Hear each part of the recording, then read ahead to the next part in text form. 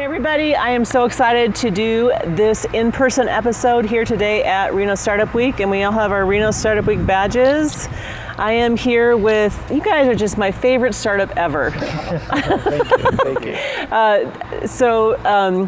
Brennan, Jordan, and Austin Boer, I'm saying the names correctly, he told me. Yes. And it's the first day of August, so this is so thematic. Boer, it's your name. It is. So it is your name. I followed them a little bit along in their journey since I got here a year ago, and so I'm going to have them tell it in their own words.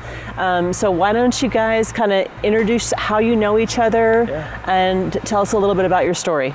Yeah, it started when we met at the University of Nevada, Reno, here in Reno. What was it, 2016? Yep. Oh my gosh, you're so old now. Yeah, way back in 2016. We met here at school and finished school up. We took off across the world. I moved to China right after school. This all relates, I promise. I moved to China right after school, and then Brennan ended up following me out there, and we had one conversation in 2019, and in China they have this app called WeChat, and it brings so much functionality, so much utility, but at the same time there's still games and social media on it. And it makes living life in China very easy, especially as a at the time, a non-Mandarin speaker. And for us, we saw all the utility in communication and how helpful it can be, but you also see all the distractions. And for us, we had one conversation just wanting to delete social media off our phones. And really, that was it, one conversation. There wasn't anything where we could delete Instagram, for example, because that's where all our friends and family knew to communicate with us on. So we brought it back up a couple years later, and we saw that nobody was making a phone that had all the communication utility and super helpful functionality without any of the distractions. So we said, no one's making it. We drew up our idea on a note card, and we found a huge online community of people looking for exactly what we just drew. So we're like, well, there's a market for it, so we might as well just make it. And here we are. I love it. 2.5 years later. I love it. Well, and also I think it's super interesting that, because you guys are, Gen Zs, right? Would you consider yourself Gen Zs? Very young millennial. I'm a cusper. You think you're still on? Okay, yeah. Well, they're 30, a cusper. 30. But they're 30? I'm 30, yeah. So, okay, to me 30 is Gen Z, but whatever. They're cuspers, whatever. Mm-hmm. But young, so it's and usually we think of this generation as being the ones who are so phone addicted they never get off their phones. But I think that actually might be Gen X, which is my generation. Maybe. I don't know, it's just, I think it can hit every generation. So you guys call it a dumb phone. Brennan, I'll have you right? Dumb smartphone, is that right? There's call it what you want. What people search for when they're searching for a product like ours is Dumbphone. Is Dumbphone? Yeah, it's kind of counterposed to smartphone. Right. Because it's supposed to have less functionality than a smartphone. So that's why people call it a Dumbphone. There's a subreddit called r/Dumbphones, where if you're looking for a product like a flip phone or anything up to a Sleke phone, you're probably going to find grassroots research conversations around what phone's good for what feature set do you need, here's my experience using it, here I bedazzled my flip phone, look how cool it is. So that's fun. And that grew from 30,000 2 years ago to I think it's at 130,000 members as of today. Yeah. So it's 130,000 members on what is that? The subreddit r/Dumbphones. At least 130. Oh wow. Yeah, that's awesome. Yeah. So it's a growing movement, and people are realizing how too much technology can be and the dangers of that and what that looks like, and of course, yes. making more and looking for more viable options to get off of them, or other phones that are opposite to what smartphones fully entail. Yeah. So what does your phone do? What can your phone do? Yeah. So we break it down by the 5 M's: maps, money, messaging, life management, and music. So kind of all the essentials. So basic calling, messaging, but now we need more things for today's technological world. So we need to be able to scan QR codes. We need to open links. We need to be able to send friends money on Venmo or book an Uber. And that's making a lot of some of the super dumb phones kind of inaccessible for some people just because there's too much friction and it doesn't fit in their lives. So they want something with a bit more functionality, which is where we come in. Mm-hmm. Yeah, I love it. Two big differentiators as well, especially when we started, is people who are looking for us is people who want to use a flip phone, but their lifestyle prohibits that possibility because they have work apps, they need access to their banking apps, or they're not willing to sacrifice on the comfort. So they're willing to take the hit to their attention span and all that just because the comfort that they have now with the applications available on the phone, they're just not willing to live without. Two big ones for our generation is Instagram messages and just messages on a lot of these social platforms. Yeah, that's pretty huge, isn't it? Yeah. So there's this company that was founded just about when we were founded called Beeper. What Beeper does is they're like similar to how Apple aggregates all your emails into one unified inbox across Gmail, Outlook, all that. Beeper does that for your DMs.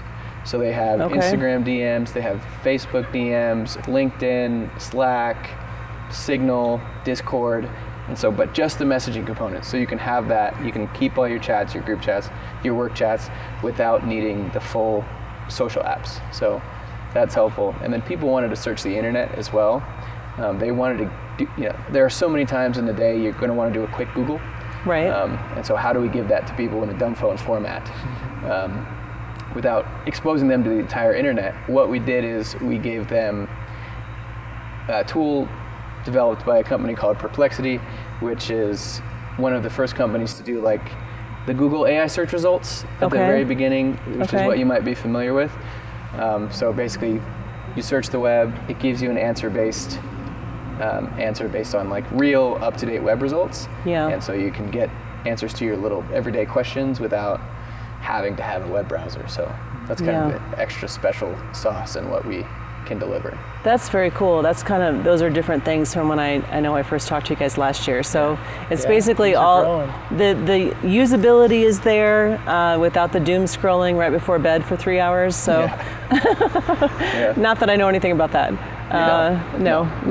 We're all very responsible with that. I am not always very responsible, right? I think I can sometimes go, oh my gosh, there went 2 hours on doom scrolling or whatever. I'm maybe not doom scrolling, but scrolling one way or the other. So it happens very fast. It happens very fast, for sure. A big part of it too is, I mean, what's your experience? Do you think that you consciously make the choice to do that, open Instagram, or? Right. It's just habit or just it's addiction, probably. Of some kind, I imagine. There's different levels, but I mean, the amount of times that I can remember when I was using my iPhone, just like I'll open Instagram, do something, put it away, and then just for 5 seconds to take it out again and press the app without me even thinking about it. Yeah. It's such an interesting sensation. Well, it could be like, it's just, we're sitting around and there's people around, but we're anxious. It could be an anxiety thing, like, social anxiety, so let me pull up my phone. I think that's a big thing too. It used to be we just sat and awkwardly in silence in the 80s. But we were also taught that boredom was a bad thing. Yeah. And that we should be doing something constantly, and if there's any sort of downtime, we need to fill it with something. And that only got magnified with smartphones, because now, even when I'm going up an escalator, it could be 10 seconds, you pull out your phone to fill that time. You can no longer sit in silence. That's true. What boredom does is it helps with being creative, and it helps bring new ideas upon us. It really does. You look at kids, and they create these magical kingdoms that they think of out of boredom. And you only get there through that boredom and them trying to find that time. So we are getting rid of all of that time. And even now with kids, they're also getting rid of that time now to sit there and just be creative, think outside the box, and just do stuff. Yeah. So how is it going? Like, I know you guys people are starting to buy these all over the place. Tell me a little bit about the process you've gone through to build it.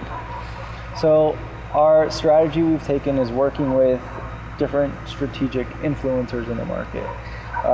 We found we don't really have that big of a following. We're kind of new at this whole space. So why don't we go to the people who already have huge followings, who have ideas, who are trying all the different phones and can give us feedback. And if anything, it was more for feedback initially because they've tried everything, so they can tell us how our idea compares to everybody else, or what we're doing, are we on the right track. That seems smart. And we found with our first influencer worked very well, so we kind of just kept doing that with more and more influencers, and now we went out of the minimal and Dumbphone space, and now we're in more tech. We didn't grow out of the tech space, but we're also exploring lifestyle at the same time. So we have different influencers in these different niches to kind of reach their own audiences on their own value adds. So you mean you're in those spaces with the influencers? Mm-hmm. The influencers are in those spaces talking about your phone? Correct. Okay. So they'll sit there, they'll use it for whatever their purposes are, because everyone uses phones differently. Right. And for sure. They'll share it, say how it fits in their life, and then their audience relates with it and says, oh, this is something that's practical for me as well. I can possibly use this. Right. I love that. So you guys have used services, I know, with Reno Startup Week or different things like that. So we're at Reno Startup Week, and you guys did a talk here, but tell me first, Brennan, I'll ask you, so what have you used from services for anything in Northern Nevada or here? Services in Northern Nevada, I think everything starts from people's willingness to lean into the community, for people who want to pour into Northern Nevada just to make it a richer culture, as well as to bring business, nonprofit, just social and commercial activity to the area. And so there's a great grassroots community of people who are trying to start things, help people who are trying to start things. And then there are a whole bunch of different services, like the Innovation Center attached to the University of Nevada, that they've made to let these people gather and to support each other. So the biggest advantage is probably the grassroots in the community here, and just the openness. Yeah, we started, so this is the third year of Reno Startup Week. Yeah. The first year we came with just an idea. We had no code behind it. We just came with an idea. We didn't even know if this was the right place for us. And quickly we found a niche of other people like us, and a lot of our friends now today who grew out of this space. And we all got together once a week, get together, just co-work together. And that's cool. Quickly magnified year over year. Yeah.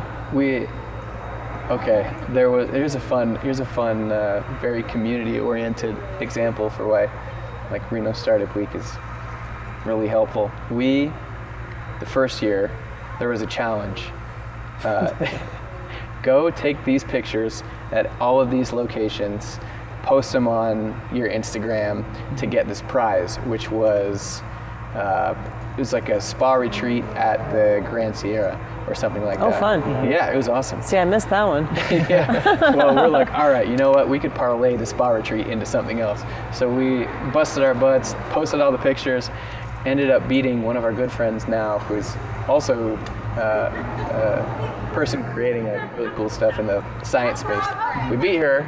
Don't feel bad, but we got the Nice. we got the spa retreat, and we're like, hey guys, whoever can get us the most emails onto our email list will get the spa retreat. Oh, that's so smart. Yeah, so there was a war between two of our friends, and they were always texting us like, hey, who's this? What's this person at? Yeah. Hey, what's this person at? So we grew our initial email list pretty well off that. That's amazing. The best part is we had a launcher version, so just kind of it mimics the UX UI or mimics the design of our phone. There's nothing really behind it, but it mimics our phone, and we didn't have Instagram, or it was an Instagram post, so we had to go and connect to Wi-Fi wherever we were to be able to upload the post by a certain time every day to be within this running. And the last day we went and took the picture, and I was racing back to the Innovation Center to connect to their Wi-Fi, because the coffee shop we were at, their Wi-Fi was down, so I had to race back to get the last posted so we can end up winning the competition. Oh. So it was like the hoops were already, and the frictions were already there for us trying to post things online without having social media on our phone. That's wild. It was also a good teacher, and you get what you give, because they were trying to promote Reno Startup Week. They were trying to get engagement with all of these things that they were trying to build around getting this thing off the ground. Right. And we were willing participants in the stuff they were doing. That along with other like, hey, how can we help you? Oh, hey, can we move this food? Can we move this table? Even though we weren't volunteering with them, now Austin is twice in a row now. But Good. because of that, you are generous with your time, your attention, and your energy, and then you get that energy back. And so that was a really good teacher for us. Yeah, and this whole thing is free, which, I think someone I told someone I was speaking yesterday, and they're like, well, how much does it cost? I'm like, no, the whole thing's free. And then I've seen some business owners post on Facebook, they're like, well, we don't even know anything about this. How come no one invited us? I'm like, well, they're promoting it as best they can, and it's free. So come on and come. You can come. This is open to the public. And that is really, I think, remarkable. I don't know that there's that many. I don't know how many communities really have this, but this is the first time I've heard of it in a community. Not free, that's for sure. Yeah. It is interesting because on the startup or small business side, you also need to be doing everything you can looking for opportunities like this. Yes, you do. You don't know it exists, but you really try and, for us, you look for every opportunity to increase your statistical chance of success. Right. And Reno Startup Week for us was a huge step in the right direction for that. Yeah, it's amazing. So what was the talk on? Who talked? Who spoke? Both of us. You both did? Yeah. All right, what did you give the talk on? I missed it.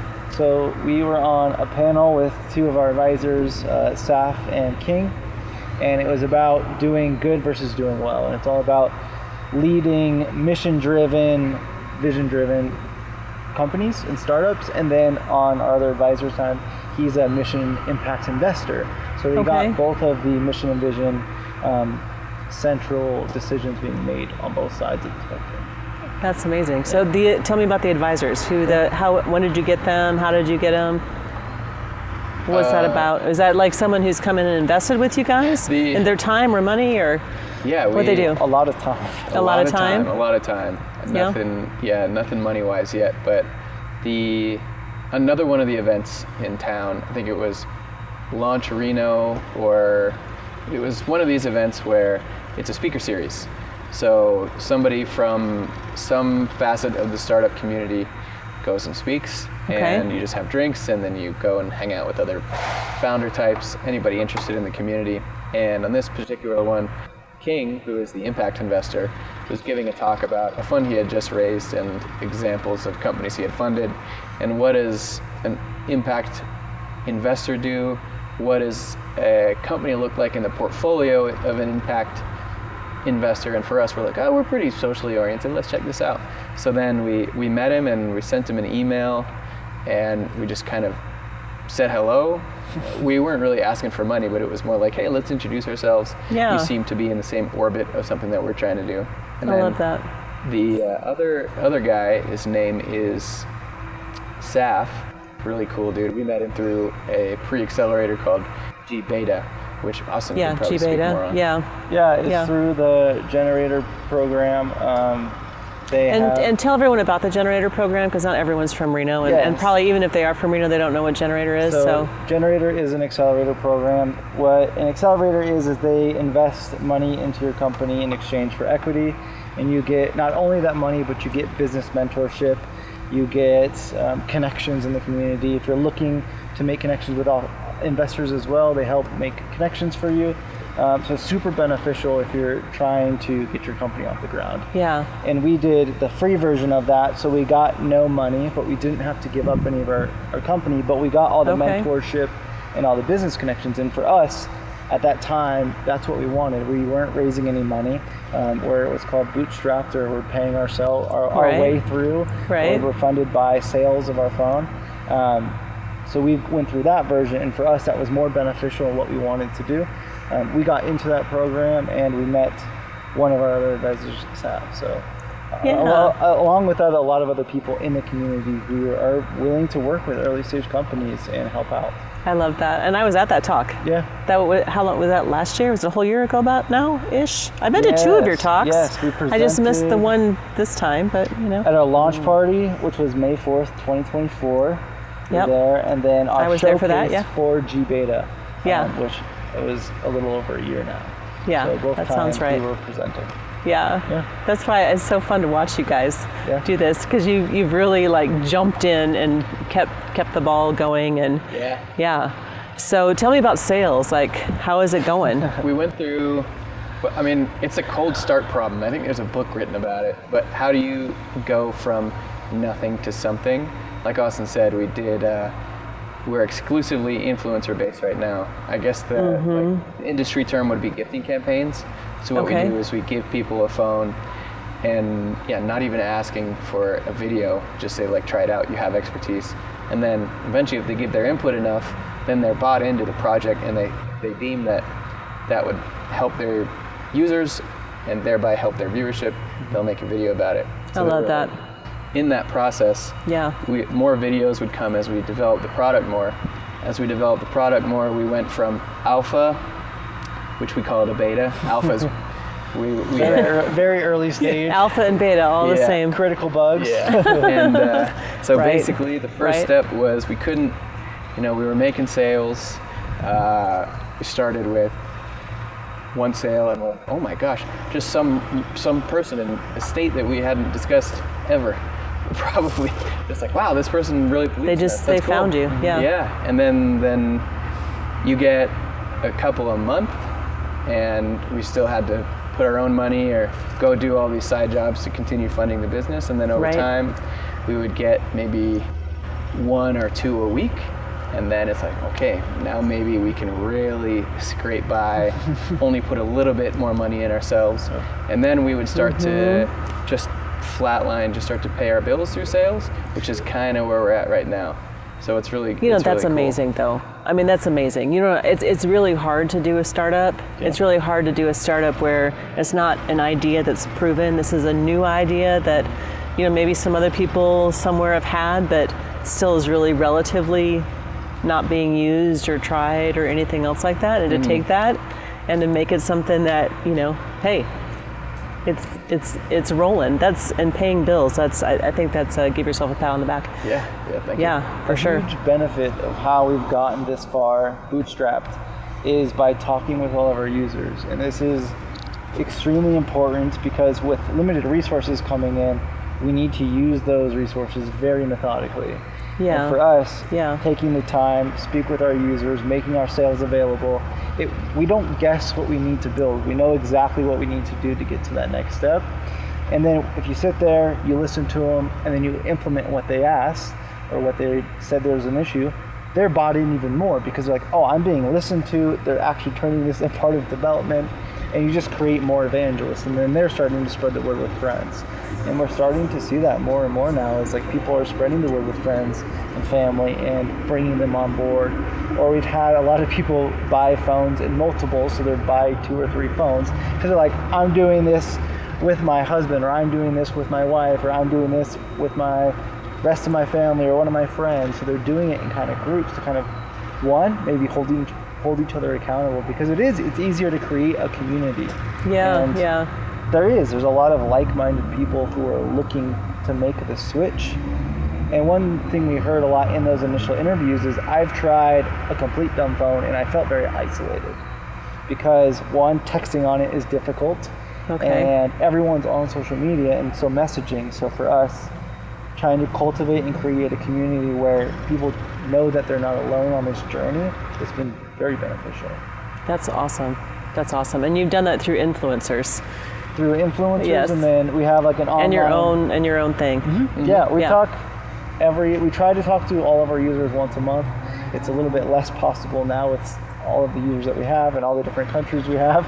So it does make it a bit more difficult, but we do everything we can. And they all have my personal number and get a hold of me. Oh, wow. And stuff happens. We've built it into the product too. Like right on the home screen, there's a button that you push to tell us if there's a bug or you have a suggestion or you want an app.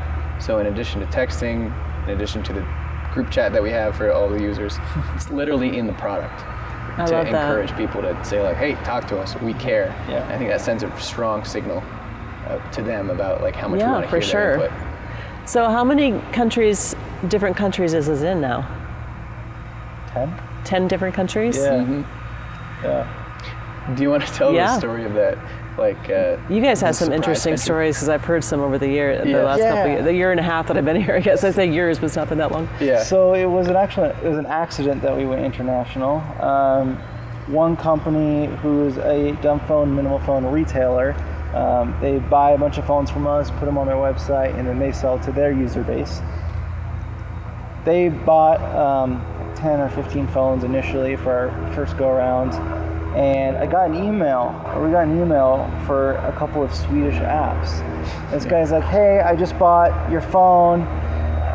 Can you add these apps to the App Store? We're like, oh, well, I guess we're in Sweden now. I guess we're now an international company. So it was kind of That's an accident. so funny. But That's it just awesome. kind of kept going and building on itself. And it shows that this isn't just a problem here in the States of like people wanting to disconnect or use this intentional tech. It's a worldwide thing and people are becoming more aware of it. Yeah, that's amazing. So tell everyone how you started with getting the technology side of it's interesting, and how you got the phones to even start selling them. You, and this is for any endeavor, have to just really understand the problem. And if you really study the problem, and it helps if you have the problem yourself, you understand what the solution needs to look like. So when we were looking at, That's really great wisdom, actually. Yeah. I almost want to say it again when I hear really great wisdom. So it's like when you really know what the problem is and you know what it is you want to see, because then you know what you're looking for, and then that drives your decision making. Right. Yeah, exactly. I love that. And so when we were looking for, thank you. Yeah. When we were looking for just a way to reduce our screen time, but we need Uber, WhatsApp, Venmo, all this. We went to look at the market, and everyone innovating in the intentional tech space, making these dumb phones, they were all kind of making their own hardware or optimizing for like build this subscription for like family communities, which is cool, but the product was moving away from what the core needs to be, which is a software problem. Like we have a specific set of like software requirements and a specific set of softwares we want prohibited. So to make that happen, that's fundamentally software. So then when we went to look at like what tools exist to bring this product into existence, we're like, okay, let's just start with software. And then from there, do we do an app? Do we do like a full operating system? And then we say, okay, with an app, there's workarounds, screen time limiters, you can just get around them really easy. So how do we make it impossible for someone to escape our framework?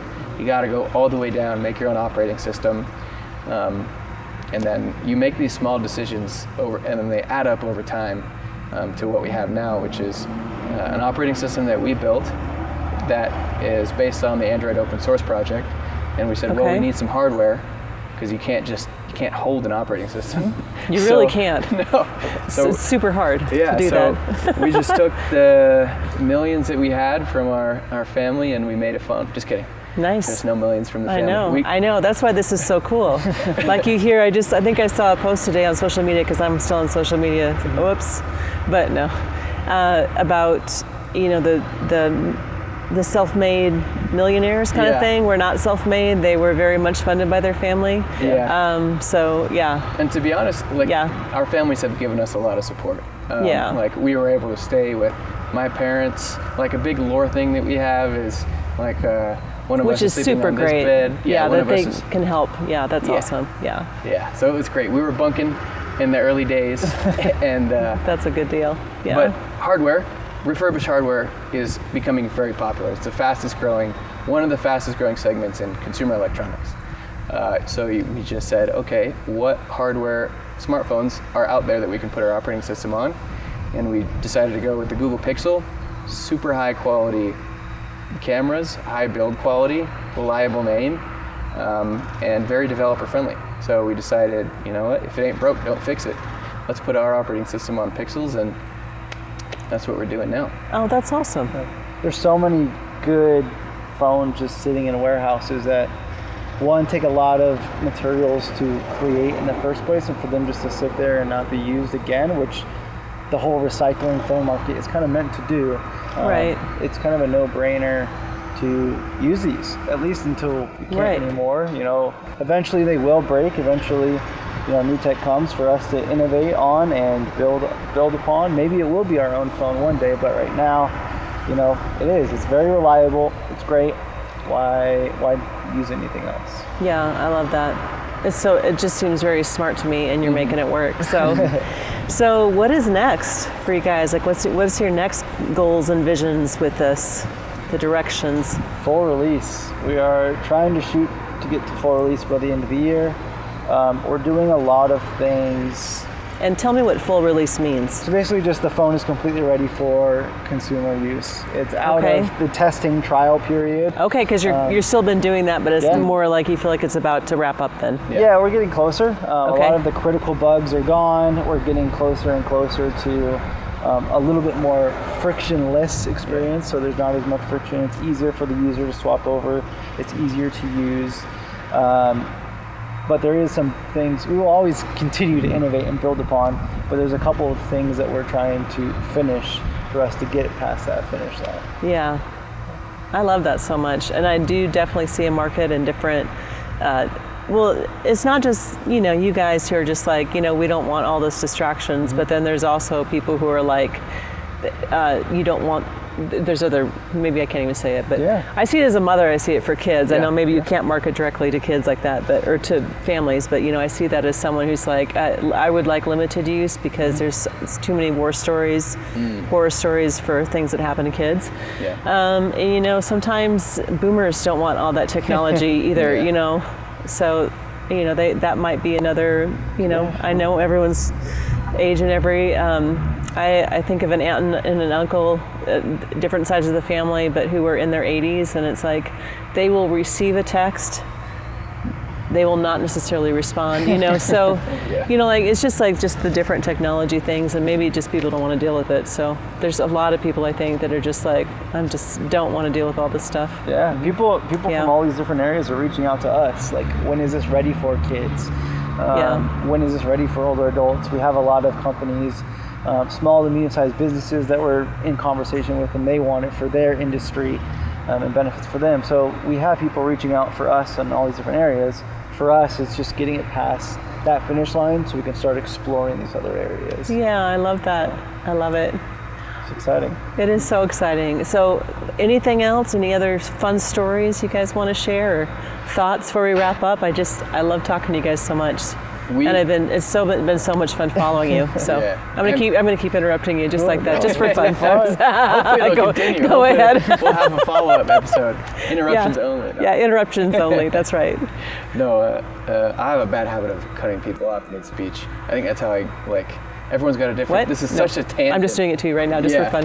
Exactly. Yeah. Like some people, it's just a different conversational style, but doesn't work for everybody, huh? No. But.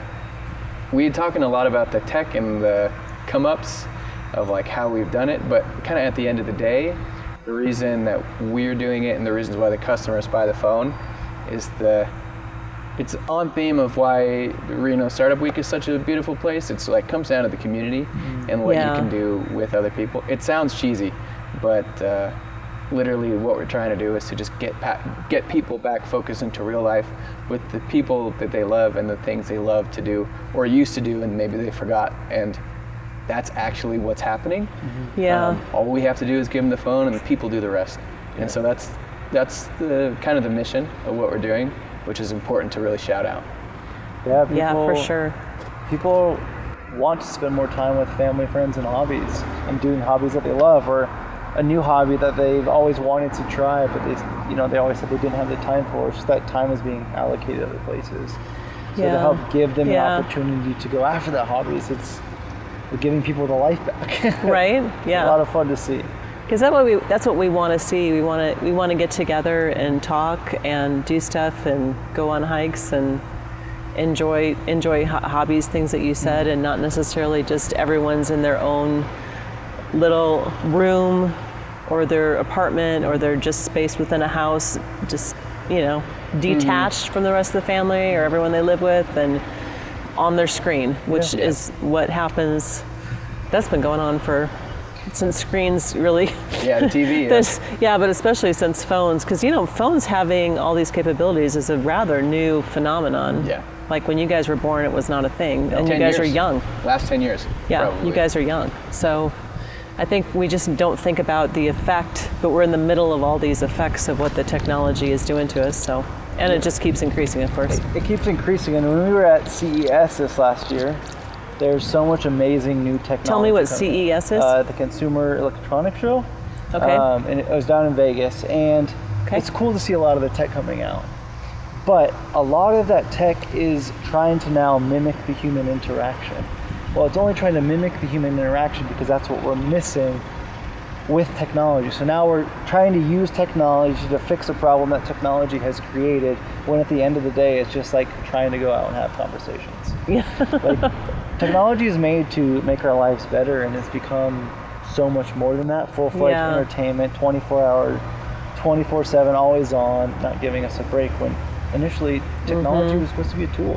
You Yeah. don't carry a hammer around with you 24/7. Right. You only use it when you actually need it, and that's Yeah. what we're trying to bring the phone back to again. Yeah, and I love that. Well, and I know with my kids who are Gen Zs, they will just put their phone away and forget about it for hours. So it's really the opposite of what people say the younger generation does. And I think there must be some kind of we're missing something here. Like there is something, I think, in that generation in particular. When you were little, there wasn't this, and then it became a thing as you were through the teens and early 20s, and now it's like, when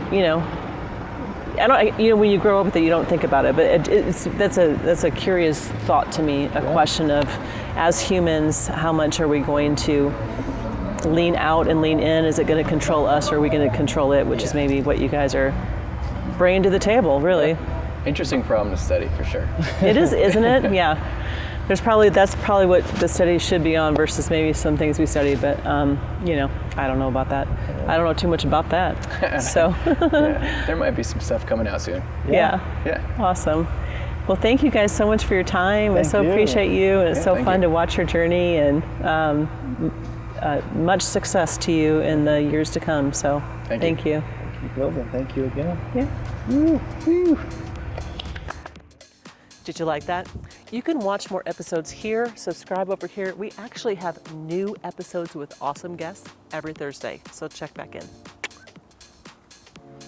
that all?